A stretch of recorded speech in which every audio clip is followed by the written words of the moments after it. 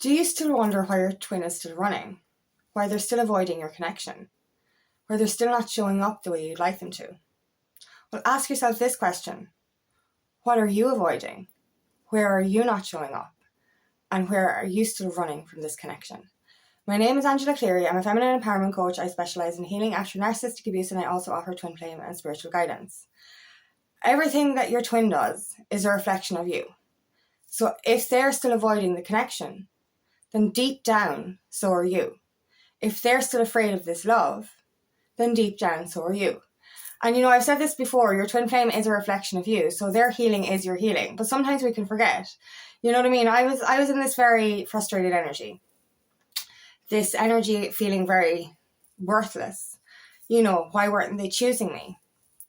Why is he still avoiding? Why is he not coming back? And I was ready to retaliate again. I was ready to say my piece. I was ready to say, here, this isn't fair. I don't want you, this is not a good way to be treated. And I had to sit with that. I was in an emotional state, so I didn't actually go through what I was feeling or what I was thinking. And I took a step back, and I had to reassess the situation. And I realized that my twin's behavior wasn't anything to do with me. I know this in other situations. It's funny how we can in other situations in our lives, we can see the logical truth. We can see what's right and what's wrong. We can see that people's behaviors are a reflection of them and not us.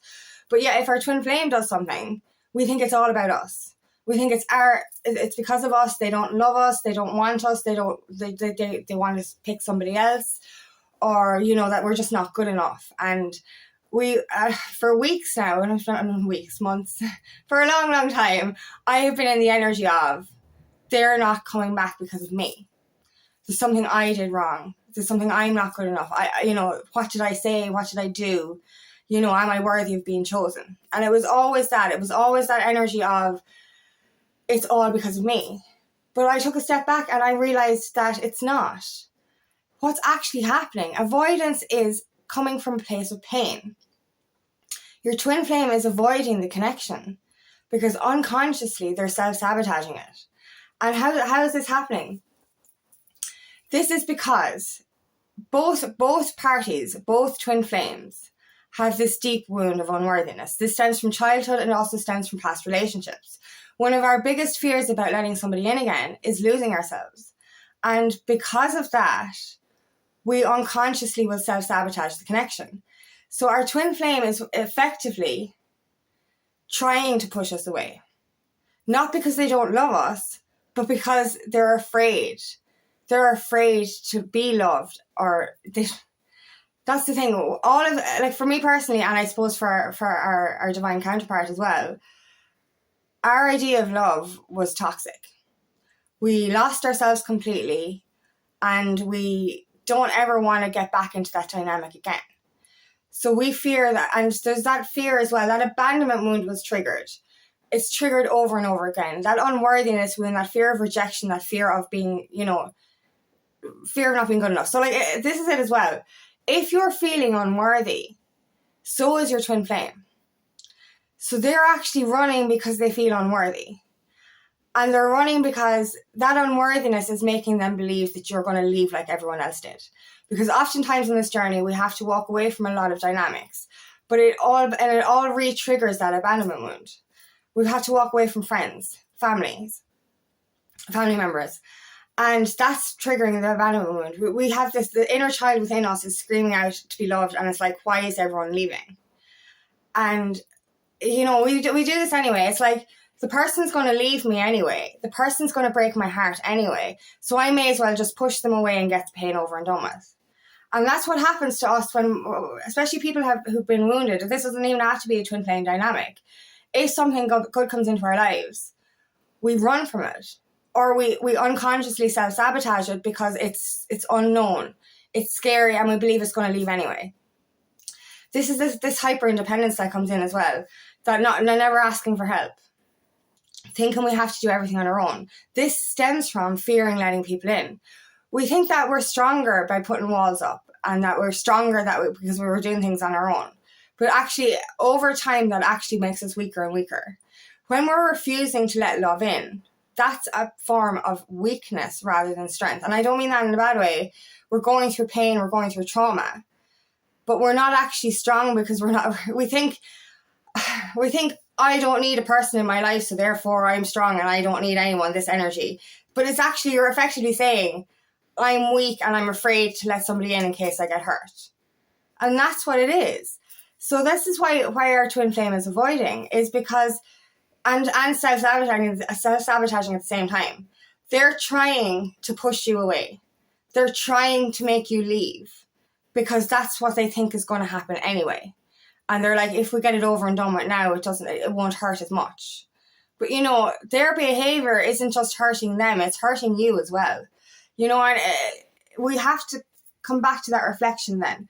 Because I was like, I came to the answer last week. I went from being angry to compassionate. And I was like, okay, he's self-sabotaging. You know, claiming you're busy all the time or saying you're busy all the time, it's an excuse.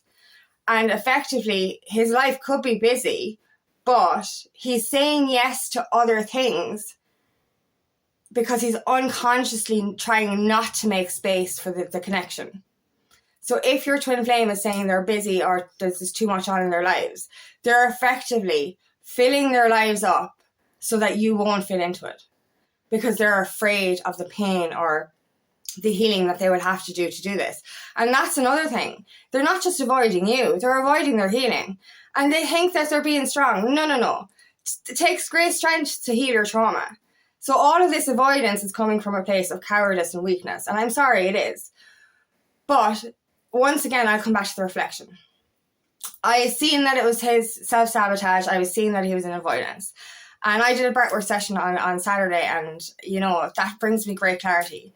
So I was like, what are my blocks? What's going on? What is preventing me from moving forward? And I was just like, I'm still afraid to be seen. And I didn't even realize this at the time. And I was just like, I'm still afraid to be seen. So I was like thinking about my career, thinking about everything there. And then it was just like this aha moment. Because, like, you know, obviously I know that we're a reflection of our twin. But it took me to the breathwork session to realize, okay, if he's avoiding, then so am I. If I'm afraid to be seen, that's fear of vulnerability. That's fear of being hurt. That's fear of letting somebody in. So I had to look into my life and see where I was still holding up walls. And that's what I was doing. You know, and I started doing this with my friends again as well. I noticed, like, my walls were going back up. And I was like, this can't happen. You know, I can't let, like, I'm actually effectively blocking my own union because I still have walls up. I'm still in avoidance. I'm still running.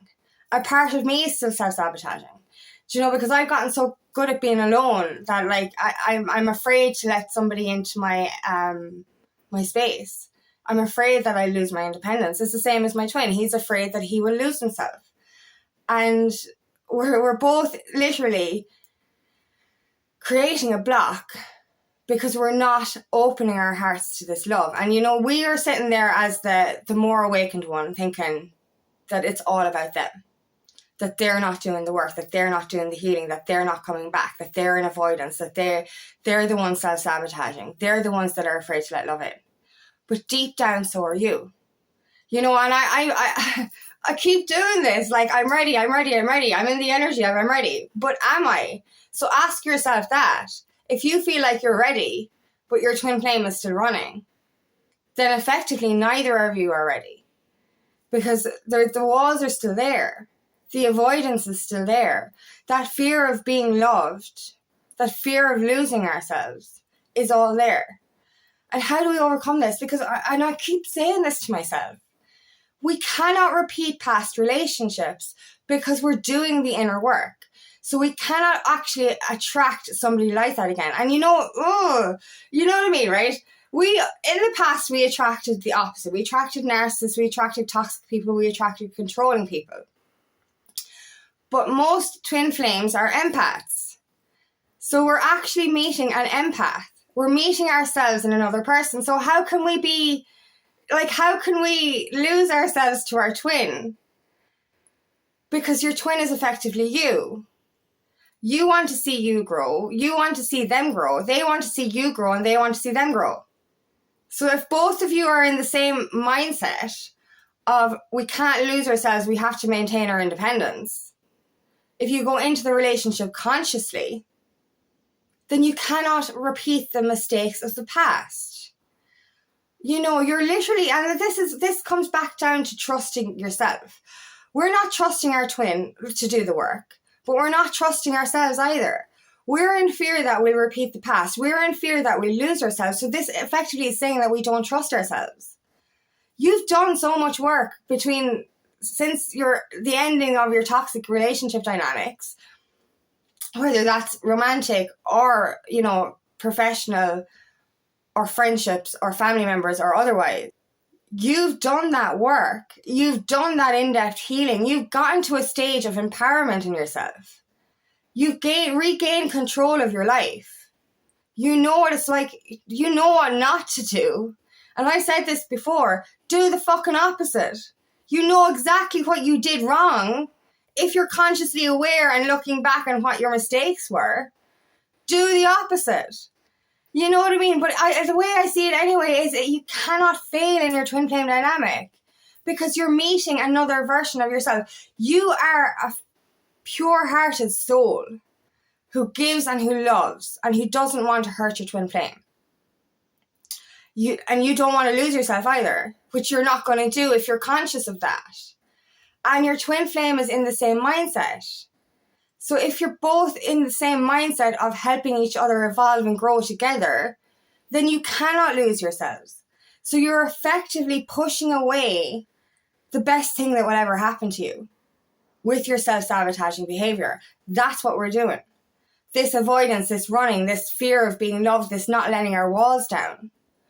We're literally preventing something so magical because of a fear of the past. And this is, we only have right now. You know what I mean? I'm reading The Power of Now right now. Right now. This moment. That is all we have. If we're sitting here worrying about yesterday or the last relationship or the last fucking whatever, we're wasting the now.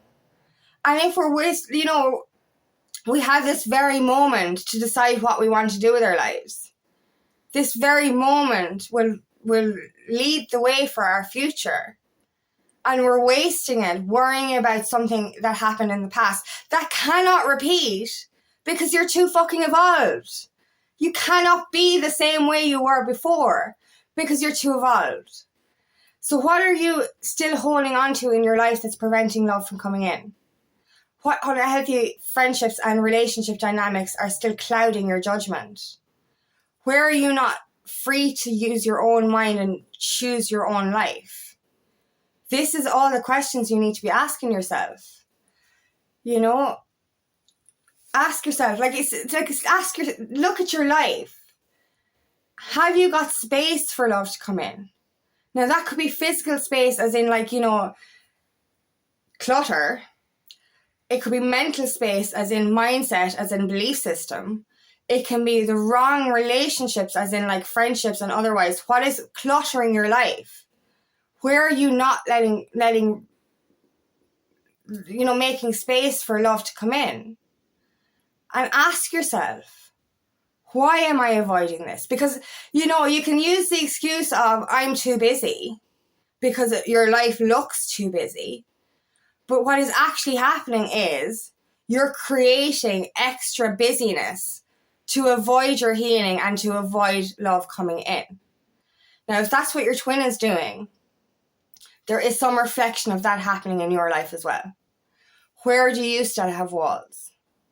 Where do you still need to heal? What are you still avoiding? Because you're both effectively fearing the same thing. You're afraid of love because you've never known what healthy love is. You're afraid to lose yourself because you've lost yourself before. But are you actually in a life that you are in alignment with? It's what I'm trying to say is this busyness, this avoidance, this choosing other things over your life and your future. That's inauthenticity. That's not your destined path. So it's, you're literally living a life out of purpose because you're afraid of what's unknown, I suppose, effectively.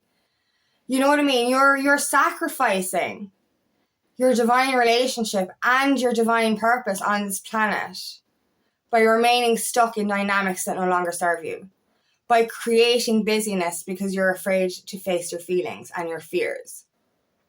That's what we're doing. So where are your walls still up? Where are you still avoiding love? Where are you still afraid? And I keep saying this over and over again. Every time you ask a question about your twin, why are they running? Why are they avoiding me? Why can't this be easy? Why don't they love me? Why aren't they choosing me? Ask those questions to yourself. What are you avoiding? Where are you still afraid of love? And where are you not choosing yourself? Where can you break down these walls? Where can you make space in your life? Because effectively, you're both self-sabotaging this connection because you're both running away from it. So thank you so much for listening today, and I really hope this resonates. If it does, please like and share, and please subscribe to my channel so I can reach as many people as possible. And if you would like help on your journey, please book me for a free discovery call today, and I love nothing more than to help on your path.